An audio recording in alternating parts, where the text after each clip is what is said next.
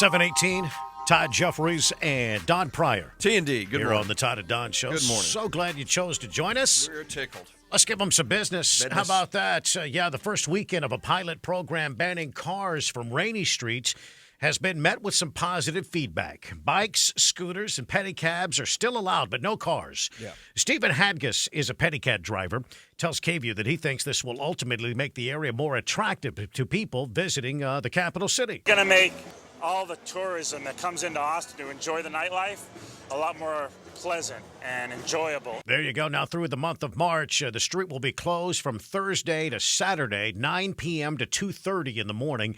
The city will study the effects of the closure it has on mobility and nearby businesses. I think it's going to be great for nearby businesses. They need to do that. It's really crazy down there as far as the traffic. It's a lot of traffic compressed in a very, very small area. You know, that was we got to remember that was just a tiny little forgotten neighborhood, and now it is a hustling, bustling entertainment district, and it's very dangerous. So I'm glad they've done this, and I think it's I think it's going to be good for business. All right, so where do you park when you go to a business, a restaurant, a bar on Rainy Street? Where do you park now? Well, they've, as far as on the street itself, it was very limited parking, and they've got a couple of big, dirt parking lots basically where you park.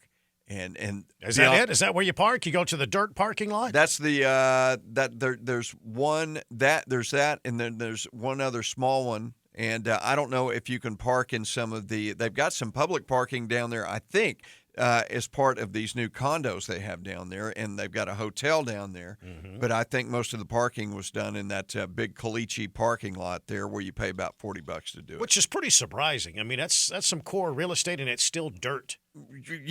Yeah, and just like so many other examples in Austin, parking was kind of an afterthought. It was like, listen, let's build this thing. We'll worry about where the people park later. Right. And this is what you have. Absolutely. But I think this was a really good move. Yeah. I think ultimately it's going to make much safer. It's going to make the whole experience a little more enjoyable down there. I still think very soon, within the next 24 months, we'll do the same thing on Friday and Saturday nights for Congress Avenue, from the Capitol all the way to the river, maybe even beyond the river. Why? From the Capitol all the way down past the Continental Club, maybe.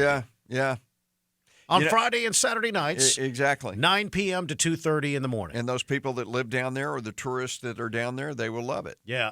Check this out, 721, and it's the underappreciated workforce in the world of business. The underappreciated workforce, experienced workers with long tenures at their companies, age 50 and above, are estimated to have contributed $7.6 trillion to the U.S. economic activity. 2015 is the most recent numbers, set to jump to more than $13.5 trillion by the year 2032. This according to new research from Marsh & McLennan in their new report on aging and automation.